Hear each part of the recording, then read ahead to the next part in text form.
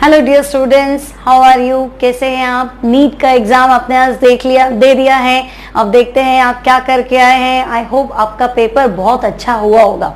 तो बच्चों फटाफट नीट के क्वेश्चंस को सॉल्व करते हैं ताकि आपके दिल की धड़कनें थोड़ी सी कम हो जाएं, क्योंकि बहुत तेज बच्चे बार बार फोन कर रहे हैं और जल्दी से आंसर बता दो, जल्दी से कुछ आंसर बता दो, क्या ये क्वेश्चन सही है, ये गलत है। तो चलो हम फटाफट नीट का पेपर सॉल्व करते हैं। नीट 2020।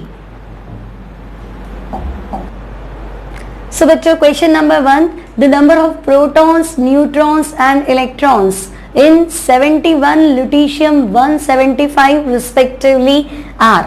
तो आपके पास है lutetium 71 and 175।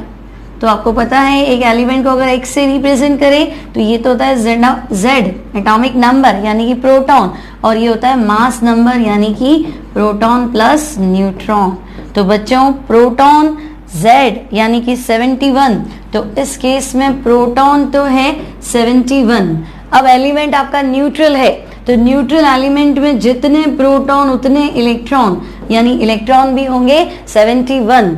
और आपसे क्या पूछा है? न्यूट्रॉन्स पूछे हैं, तो न्यूट्रॉन्स कितने हो जाएंगे? p plus n minus p कर दो, यानी 175 माइनस 71 कर दो। 5 माइनस 1 4 एंड 17 माइनस 7 10, यानी 104।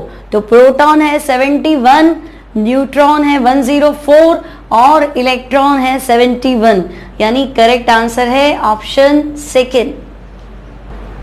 So question number 2, the following metal ion activates many enzymes, participates in the oxidation of glucose to produce ATP and with Na is responsible for the transmission of nerve signal। तो बच्चों NCERT ढंग से पढ़ी है, तो NCERT में biological importance of sodium potassium में as it is statement लिखा है कि ग्लूकोज को एटीपी में बदलने वाले एंजाइम को एक्टिवेट करने का काम करता है पोटेशियम। नर्व सिग्नल में भी सोडियम के साथ साथ रिस्पॉन्सिबल होता है potassium. So here correct answer is potassium.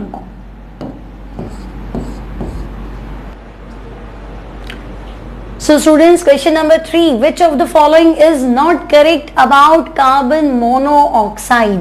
तो बच्चों कार्बन मोनोऑक्साइड के लिए करेक्ट स्टेटमेंट नहीं है। It is produced due to incomplete combustion. तो आपको पता है अगर पूरी ऑक्सीजन अवेलेबल होती है तो कार्बन CO2 बनाता है, ऑक्सीजन कम होती है कार्बन ज्यादा होता है तो कार्बन मोनोऑक्साइड बनता है। तो ये स्टेटमेंट तो करेक्ट है बच्चों, इनकम्प्लीट कंबशन से कार्बन मोनोऑक्साइड बनता है। It forms carboxy haemoglobin. तो ब्लड में कार्बन मोनोऑक्साइड हीमोग्लोबिन के साथ मिक्स होकर क्या बनाता है? Carboxy haemoglobin. तो ये भी करेक्ट है। It reduces oxygen carrying ability of blood, क्योंकि ब्लड में घुल कौन गया? Carbon monoxide. तो ब्लड से ऑक्सीजन के घुलने की पावर को कम कर देगा और आपको पता है ब्रेन डैमेज हो जाता है, डेथ हो जाती है कार्बन मोनोऑक्साइड की एक्सेस से। तो ये स्टेटमेंट भी करेक्ट है। The carboxy haemoglobin bound to CO is less stable than oxy haemoglobin. ये स्टेटमेंट गलत है बच्चों, क्योंकि कार्बन मोनोऑक्साइड की ब्लड में घुलने की tendency as compare to oxygen 300 times ज्यादा होती है। 300 गुना ज्यादा कार्बन मोनोऑक्साइड की एफिनिटी है हीमोग्लोबिन के प्रति एज कंपेयर टू ऑक्सीजन, तो वो बनाता है carboxy haemoglobin. So incorrect statement is option 4th। So next question is, which of the following has maximum number of atoms? अब आपको दिया है 1 gram lithium atomic mass 7, 1 gram silver atomic mass 108, 1 gram Mg atomic mass 24 and 1 gram O2 atomic mass 16। तो आपको बताना है maximum number of atoms किस में है। तो सबके मोल फाइंड कर लो बच्चों। तो देखो मोल्स ऑफ लिथियम, तो मोल हो गया लिथियम का 1 divided by 7 mass upon atomic mass, mole आ गया। एक मोल में नंबर ऑफ एटम्स कितने होते हैं बच्चों? 1 mole equals to 6.02 into 10 to the power 23, यानी कि एवोगैड्रो नंबर। तो यहाँ पे एटम्स की बात पूछी जा रही है ना, मैक्सिमम नंबर ऑफ एटम्स। तो लिथियम एटम्स की बात करनी है तो हम कहेंगे 1/7 इंटू Na।